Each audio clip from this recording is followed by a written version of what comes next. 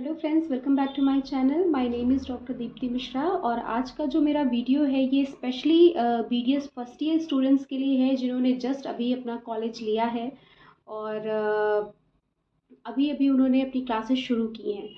तो जब भी हम कॉलेज में एडमिशन लेते हैं तो स्टार्टिंग में हमें सब कुछ बहुत अजीब लगता है, कुछ समझ में नहीं आता और हम सोचते रह जाते हैं कि हमें कैसे पढ़ाई करनी है और किस तरीके से हमें इस माहौल में ढलना है, क्योंकि हर जगह का माहौल अपना अलग अलग होता है।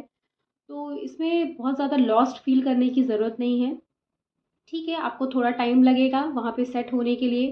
ठीक है, शायद 1 हफ़्ते बहुत और कुछ लोग होते हैं जिनको कि थोड़ा-सा खुलने में थोड़ा टाइम लगता है, जो थोड़ा इंट्रोवर्ट होते हैं। तो ये वीडियोज़ उन लोगों के लिए है। तो बिल्कुल भी आप टेंशन मत लीजिए। आपने अभी-अभी अपने कॉलेज में एडमिशन लिया है, तो थोड़ा तो अजीब होगा, लेकिन आप धीरे-धीरे वहाँ पे बहुत अच्छे से सेटल हो जाएँगे और बहुत अच्छा लगने लगेगा आपको अपने कॉलेज में।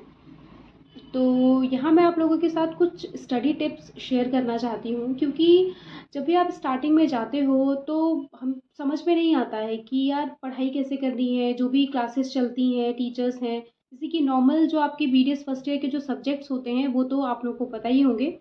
ठीक है, कि आपको ह्यूमन एनाटमी पढ़नी है, हेड एंड नेक रीजन की। ठीक है, और आपको dental histology and dental anatomy पढ़नी है और आपको बायोकेमिस्ट्री और ह्यूमन फिजियोलॉजी पढ़नी है।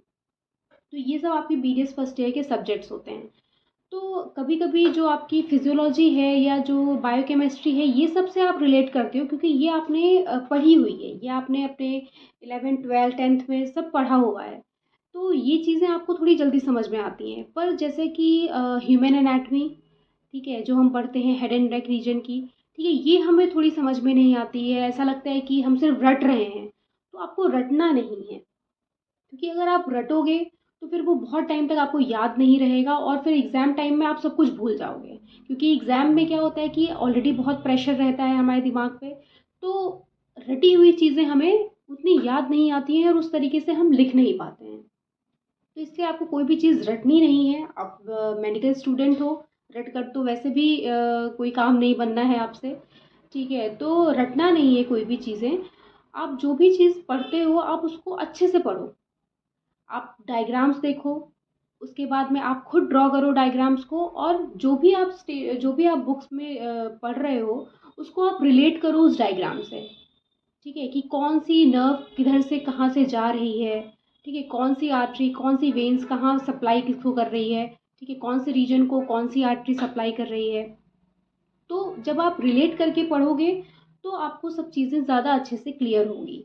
तो ये तो होगी आपकी एनाटॉमी की बात, जिसमें कि आपको डायग्राम्स के साथ पढ़ाई करनी है और समझ कर पढ़ाई करनी है।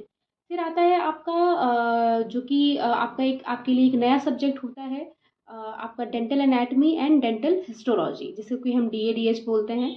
ठीक है, तो इसमें क्या हो जाता है कि आपको इसमें टूथ के बारे में पढ़ाया जाता है। ठीक है, कि मीज़ियल एस्पेक्ट कैसा होता है किसी टूथ का, डिस्टल एस्पेक्ट कैसा होता है, लिंगुअल एस्पेक्ट कैसा होता है, बक्कल एस्पेक्ट कैसा होता है। तो स्टार्टिंग में लोग समझ नहीं पाते हैं। धीरे-धीरे जैसे-जैसे आप पढ़ते जाते हो, आप डायग्राम्स देखते हो बुक में, वैसे-वैसे आपको समझ में आ जाता है। और दूसरी चीज़, सबसे अच्छी चीज़ होती है कि इसमें हमको एक प्रैक्टिकल में हमको कार्विंग करनी होती है। तो कार्विंग जब आप करते हो किसी भी टूथ की, तो आपको सब कुछ क्लियर हो जाता है, क्योंकि तो ये सब तो हो गई आपकी बेसिक नॉलेज। ठीक है, और लेकिन अब आते हैं मेन टॉपिक पे, जो कि है कि हम पढ़ाई कैसे करना है, हमको स्टडी टिप्स क्या-क्या हैं कि जिससे आप जल्दी अपने सिलेबस को कंप्लीट कर लो और अच्छे से समझ के कर लो और एक सटीक तरीके से अपनी प्रिपरेशन करो।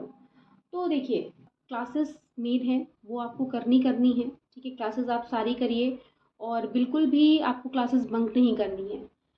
दूसरी चीज़, आप एक रजिस्टर खरीद लो, थोड़ा मोटा रजिस्टर खरीदो, क्योंकि जो भी सब्जेक्ट्स हैं आपको जो पढ़ाए जा रहे हैं आप उसमें पार्टीशन कर लो। ठीक है, और जो भी क्लासेस में लेक्चर्स चल रहे हैं वो आप उस पर नोट डाउन करो। आप अलग अलग रजिस्टर बनाते हो तो फिर क्या हो जाता है कि कभी आप कोई रजिस्टर ले जाना भूल गए किसी सब्जेक्ट का। ठीक है, तो क्या रहेगा कि जब आपका सारे सब्जेक्ट का एक ही रजिस्टर रहेगा तो आपको टेंशन नहीं रहेगी। आपको बस एक रजिस्टर रखना है अपने बैग में, पेन रखनी है और चले जाना है कॉलेज।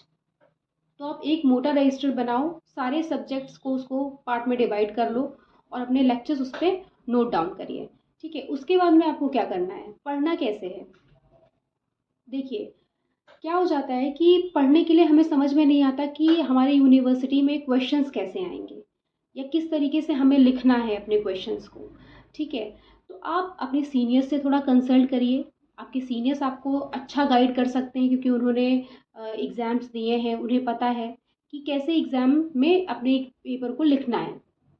उससे पहले आप मास्टरिंग आती है। देखिए, मास्टरिंग पढ़ने के लिए अच्छी नहीं है, मैं मानती हूँ, उसमें बहुत सारी गलत मतलब चीज़ें दी रहती हैं, बहुत कुछ मिसप्रिंट रहता है।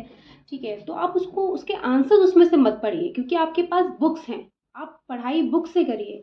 लेकिन जो मास्टरिंग होती है उसका सही यूज़ ये है कि आप उसमें से क्वेश्चंस लीजिए। ठीक है, वो एक तरीके से आपका क्वेश्चन बैंक है।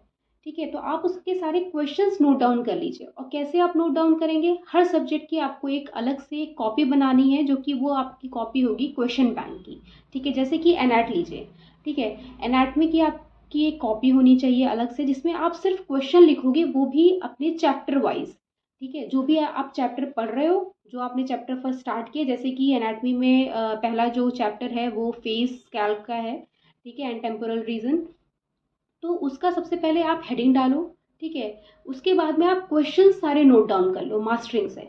ठीक है, कि हाँ इस चैप्टर से इतने क्वेश्चंस आते हैं, इस तरीके के क्वेश्चंस बनते हैं। ठीक है, तो आप सारे क्वेश्चंस वहाँ पे नोट डाउन आपने कर लिया। फिर ऐसे दूसरे चैप्टर पे जाओ, उसके सारे क्वेश्चंस आप नोट डाउन कर लो। जो चैप्टर आप पढ़ रहे हो सबसे पहले आप उसके क्वेश्चंस नोट डाउन कर लो कि आपको एक क्वेश्चन बैंक आपके पास हर सब्जेक्ट की चैप्टर वाइज आपके पास होनी चाहिए। और आप ऐसे ही अगर आप पढ़ते रहोगे तो लास्ट मोमेंट पे क्या होगा कि आपको सिर्फ वही रिवाइज करना है और आपको कुछ इधर उधर पढ़ने की कोई ज़रूरत नहीं है। आप सबसे पहला स्टडी टिप ये है कि आप हर सब्जेक्ट की चैप्टर वाइज क्वेश्चन बैंक बनाएं। ठीक है, मास्टरिंग ले लें, जो भी आपके सीनियर्स या फिर सीनियर से आपको आपके क्वेश्चन पेपर्स मिल जाते हैं। ठीक है, तो आप सीनियर से क्वेश्चन पेपर्स ले लें, वहाँ से क्वेश्चन नोट डाउन करें, या आप मास्टरिंग खरीद लें। ठीक है, मार्केट में बहुत सारी अवेलेबल हैं, मास्टरिंग ले लें, वहाँ से क्वेश्चन बैंक अपना रेडी कर लें चैप्टर वाइज और हर सब्जेक्ट की अलग अलग। ठीक है, दूसरी चीज़ है, मेरे अकॉर्डिंग आपको टाइम टेबल नहीं बनाना है क्योंकि टाइम टेबल फॉलो हो नहीं पाता है। तो आप पर डे का एक गोल सेट करें सुबह उठ के कि हाँ भाई ये मेरी टू डू लिस्ट है, रात होते होते तक मुझे ये कंप्लीट करना है। ये आप कर सकते हैं। ये नॉलेज जो मैंने आपको दी, ये मेरा खुद का भी एक्सपीरियंस रहा है, तो मैंने ये जो सब कुछ शेयर किया, आई होप आपके लिए ये थोड़ा हेल्पफुल होगा। तो मैं आशा करती हूँ कि आप अच्छे से अपने कॉलेज को एंजॉय करोगे और अच्छे से पढ़ाई करोगे। और all the very best. Thanks for watching this video.